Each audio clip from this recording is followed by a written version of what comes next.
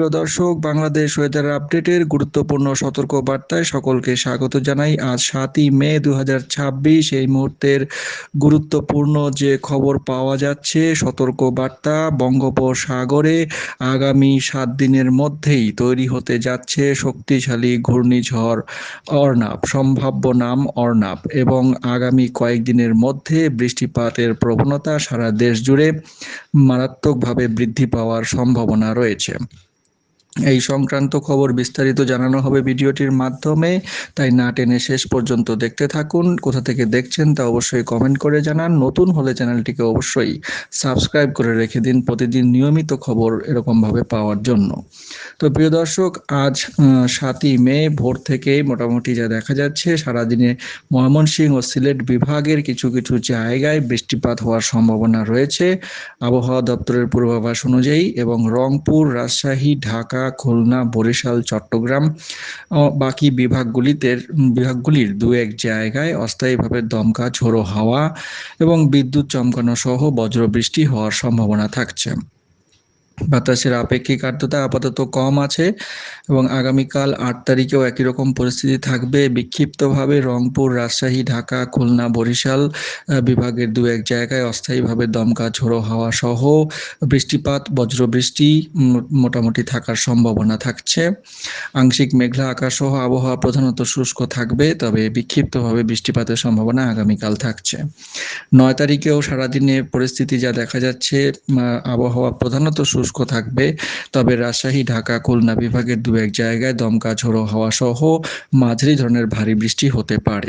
10 তারিখেও একই রকম পরিস্থিতি, বজ্রবৃষ্টি কোনো কোনো জায়গায় বিক্ষিপ্তভাবে হতে পারে রংপুর, রাজশাহী, ঢাকা ও খুলনা বিভাগের। এছাড়া অন্যান্য জায়গায় আংশিক মেঘলা আকাশ সহ আবহাওয়া শুষ্কই থাকবে। 11 তারিখেও দেখা যাচ্ছে বিক্ষিপ্তভাবে ঢাকা, খুলনা, বরিশাল, চট্টগ্রাম বিভাগের বৃষ্টিপাতের সম্ভাবনা থাকছে, তবে ভারী বৃষ্টির সম্ভাবনা নেই। তবে মোটামুটি 13-14 তারিখের পর থেকে সারা দেশ জুড়ে বৃষ্টিপাতের যে প্রবণতা বৃদ্ধি পাওয়ার সম্ভাবনা রয়েছে, অনেকটাই বৃদ্ধি পাওয়ার সম্ভাবনা রয়েছে। সরাসরি ওয়েদার মডেল মানচিত্র থেকে, রাডার ম্যাপ থেকে দেখে নেব কোথায় কীরকম বৃষ্টিপাত হতে পারে। আজ 7ই মে মোটামুটি ভোরের মধ্যে দেখা যাচ্ছে ময়মনসিংহ ও সিলেট বিভাগের কয়েকটি জায়গায় মাঝারি থেকে ভারী বৃষ্টির সম্ভাবনা থাকছে। এদিকে সিলেট বিভাগের ছাতক, সিলেট, এদিকে জগন্নাথপুর, দিরাই, সুনামগঞ্জ, তাহিরপুর, এদিকে কলমাকন্দ, নালিতাবাড়ী, বকশীগঞ্জ, জামালপুর, এই সমস্ত জায়গায় মাঝারি থেকে ভারী বৃষ্টির সম্ভাবনা। এছাড়াও এদিকে রাজশাহী বিভাগের এদিকে নওগাঁও, শিবগঞ্জ, বগুড়া, নন্দীগ্রাম, এদিকে মাদারগঞ্জ, ফুলছড়ি, জয়পুরহাট, পাতনিতলা, এই সমস্ত জায়গায় হালকা বৃষ্টিপাত হতে পারে।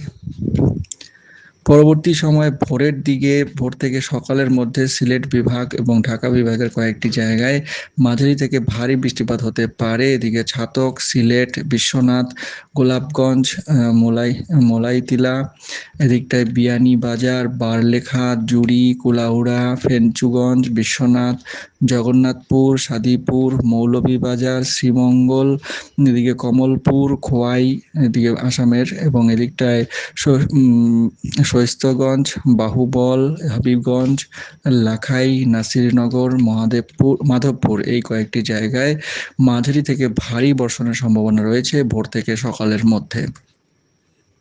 সকাল থেকে দুপুরের মধ্যে, দুপুর 11টা, মোটামুটি সকাল 11টার মধ্যে এদিকে সিলেট বিভাগের দু একটি জায়গায়, সিলেট সহ গোলাপগঞ্জ, ফেঞ্চুগঞ্জ, বিশ্বনাথ, বিয়ানীবাজার, বারলেখা, জুড়ি, কুলাউড়া, মৌলভীবাজার, সাদিপুর, এই কয়েকটি জায়গায় মাঝারি থেকে মাঝারি ধরনের ভারী বৃষ্টিপাত হওয়ার সম্ভাবনা থাকছে।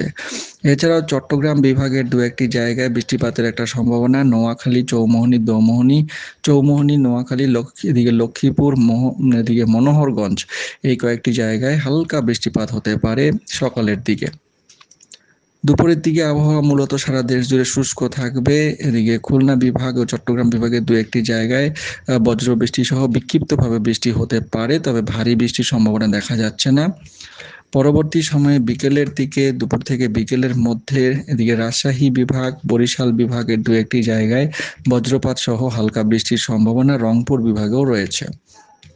রংপুর, নীলফামারী, এদিকটায় সেতাবগঞ্জ, দিনাজপুর এবং এদিকে পীরগঞ্জ, বিরামপুর, এছাড়া এদিকে রাজশাহী বিভাগের পাতনিতলা, পরশা, নাচল, এদিকে চাঁপাইনবাবগঞ্জ, এদিকে মোহনপুর, নাটোর, এদিকে আসানগঞ্জ, নন্দীগ্রাম, গুরুদাসপুর, এই কয়েকটি জায়গাতে বজ্রপাত সহ হালকা বৃষ্টিপাত হতে পারে।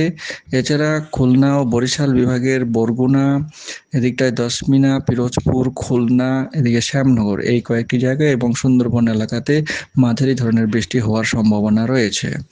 সন্ধ্যা থেকে মোটামুটি বিকেল থেকে সন্ধ্যার মধ্যে ঢাকা বিভাগে ঢাকা সহ গাজীপুর, মানিকগঞ্জ, টাঙ্গাইল, এদিকে পাবনা এবং ময়মনসিংহ বিভাগের ময়মনসিংহ, জামালপুর, এই কয়েকটি জায়গাতে মাঝারি ধরনের বৃষ্টি হতে পারে। রাতের দিকে খুলনা বিভাগের দু একটি জায়গায় বৃষ্টিপাতের একটু সম্ভাবনা থাকছে। যশোর, কাশিয়ানী, মাদারীপুর, খুলনা, পিরোজপুর এবং শ্যামনগর, এই কয়েকটি জায়গায় হালকা বৃষ্টিপাত হতে পারে। পরবর্তী সময়ে মধ্যরাতের দিক থেকে মোটামুটি আবহাওয়া শুষ্ক থাকবে এবং আগামীকালও দেখা যাচ্ছে আবহাওয়া মূলত শুষ্কই থাকছে। আগামীকাল 8 তারিখ আবহাওয়া শুষ্ক থাকবে মূলত। 9 তারিখে 8 তারিখ রাতের দিকে হালকা বৃষ্টিপাতের সম্ভাবনা রাজশাহী বিভাগ, ঢাকা বিভাগে রয়েছে। বিক্ষিপ্তভাবে বৃষ্টিপাত হতে থাকবে 10-11 তারিখ পর্যন্ত এবং তার পরবর্তী সময়ে সারা দেশ জুড়ে বৃষ্টিপাতের যে প্রবণতা, চলমান প্রবণতা, সেটি কিন্তু অনেকটাই বৃদ্ধি পাওয়ার সম্ভাবনা রয়েছে এবং ভারী থেকে অতি ভারী বৃষ্টিপাত অনেক জায়গাতেই শুরু হওয়ার সম্ভাবনা দেখা যাচ্ছে। Global forecast system weather model মানচিত্র অনুযায়ী আগামী 11 তারিখের মধ্যেই দেখা যাচ্ছে শক্তিশালী ঘূর্ণিঝড় বঙ্গোপসাগরের এদিকে দক্ষিণ মধ্য বঙ্গোপসাগরে তৈরি হওয়ার সম্ভাবনা রয়েছে। ঘূর্ণিঝড়টির সম্ভাব্য নাম অর্নাব দেওয়া হবে এবং লঘুচাপ 11 তারিখের মধ্যেই তৈরি হয়ে যাবে এবং সেটি নিম্নচাপে পরিণত হয়ে যাবে 11 তারিখের মধ্যেই এবং তার পরবর্তীতে বর্তমান যে এর ট্র্যাক দেখা যাচ্ছে, এর গতিপথ দেখা যাচ্ছে, সেটি কিন্তু সরাসরি উড়িষ্যা এবং এদিকে পশ্চিমবঙ্গ ও বাংলাদেশ উপকূলে গিয়ে আঘাত করার সম্ভাবনা রয়েছে। মোটামুটি আপাতত যা ট্রেন্ড দেখা যাচ্ছে তাতে এটি উড়িষ্যা উপকূলে আঘাত করতে পারে এবং তার পরবর্তী সময়ে গতিপথ পরিবর্তন করে পশ্চিমবঙ্গ, বাংলাদেশ উপকূলেও এর প্রভাব বিস্তার করতে পারে। তো দর্শক, ঘূর্ণিঝড় সংক্রান্ত খবর পরবর্তী ভিডিওতে আরও ডিটেলসে জানানো হবে। ঘূর্ণিঝড়ের সম্ভাবনা কতটা থাকছে সেটিও পরবর্তীতে জানানো হবে। কি প্রকারের ঘূর্ণিঝড় হতে পারে সেটিও বিস্তারিত জানানো হবে পরবর্তী ভিডিওতে। নজর রাখুন। অনেক ধন্যবাদ।